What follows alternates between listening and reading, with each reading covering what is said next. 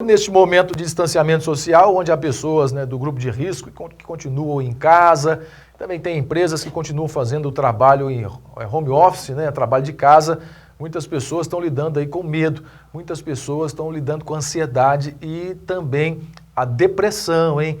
Estuda aí uma falta de organização, né, a falta de rotina, as pessoas estão, às vezes, desenvolvendo situações como essa, ansiedade e, às vezes, até depressão também.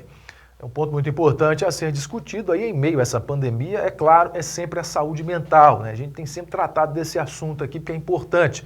E para falar sobre esse assunto, nossa equipe de reportagens entrevistou o médico psiquiatra, o Dr. Cláudio Malavolta. Acompanhe. A gente tem que lembrar que a saúde mental faz parte da saúde física. A saúde física é o macro, a saúde mental é uma parcela da saúde física. Que se ela estiver desregulada, descompensada, com altos ou baixos, a pessoa vai sofrer. E esse sofrimento vai gerar desconfortos, tanto psíquicos quanto físicos. Alguns desconfortos físicos relacionados à ansiedade são tonturas, esquecimentos, perda de memória, dificuldade para falar, às vezes a voz sai engasgada, dor de cabeça, batimento no peito acelerado, sensação de falta de ar, tremores, sudorese, que é suar muito, entre outras manifestações da ansiedade. E a gente tem que lembrar que quando a gente fica isolado com o distanciamento social, a gente fica mais vulnerável à liberação de substâncias químicas do nosso corpo, aumentando os sintomas de ansiedade. Antes, com a liberdade, a gente poderia ir e vir para quaisquer momentos e quaisquer locais. E agora a gente fica recluso em um ambiente, tendo que se adaptar, liberando mais endorfinas, mas liberando muito mais cortisol e adrenalina, que são hormônios e substâncias químicas estressantes. Todo excesso é um fator de risco para qualquer coisa. O excesso de açúcar é um fator de risco para o diabetes, o excesso de sal é um fator de risco para a hipertensão. E o excesso de informações sem conteúdo científico também é um fator de risco para a ansiedade.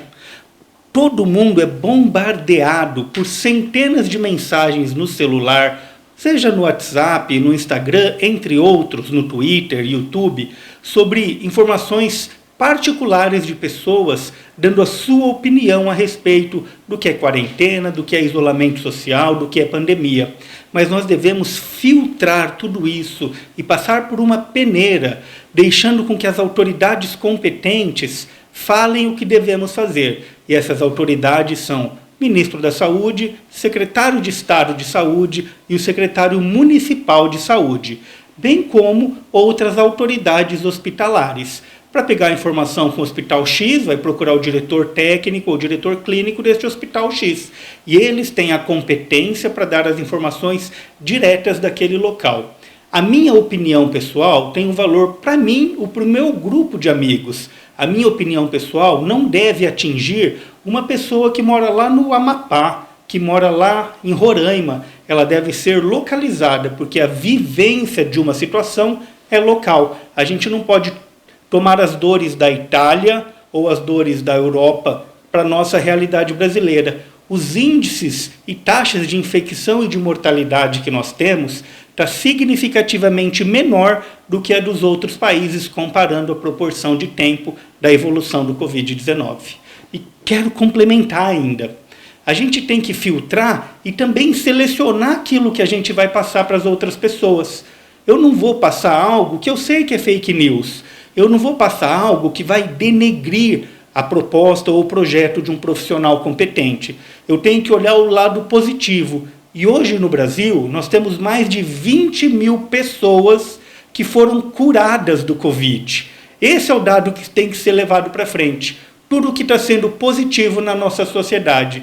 Nós já tivemos pacientes de mais de 90 anos que tiveram altas das UTIs que ficaram internados. E essas notícias são muito relevantes para que a gente mantenha a confiança e a serenidade, porque no aqui e no agora a gente consegue enfrentar essa situação de estresse momentâneo. As dificuldades em manter uma rotina e fazer com que os outros entes da sua casa também mantenham é real. Em casa nós somos em 6 pessoas e a gente está tentando articular dados para que mantenha-se a rotina. Acordar sempre praticamente no mesmo horário. A gente está tendo os filhos em aula e o período de aula deles começa por volta das 8 da manhã. Tem que começa às 7h30, tem que começa às 8. Então ele vai levantar uns minutos antes, vai fazer a sua higiene, vai parar para o seu lanche e depois, na hora do almoço, ele para de novo. Bem como no período da tarde, não é um período livre. As pessoas têm que organizar-se. Lembra da época que a gente fazia uma agenda de papel? Hoje a gente pode fazer uma agenda do celular. Então, das 8 da manhã às 12 da manhã, eu vou fazer tal, tal e tal atividade. Das 13h30 às 17h30 ou às 15h30, eu vou fazer tal e tal atividade e fazer um checklist para você cumpri-las. Caso não cumpra, você vai ter a oportunidade de fazê-lo amanhã. Também é relevante a gente tirar um tempo para se interiorizar. Quando a sobrecarga emocional está muito grande, nós devemos nos centralizar em si mesmo, respirando profundamente por alguns minutos, ouvindo uma música que traga um relaxamento, refletindo sobre a sua qualidade, a sua virtude, o seu processo proativo e as suas habilidades, em detrimento àquelas outras condições negativas. Favoreça aquilo que você tem de bom. Lá em casa, vou dar exemplos. Os 4 filhos estão fazendo as suas atividades acadêmicas.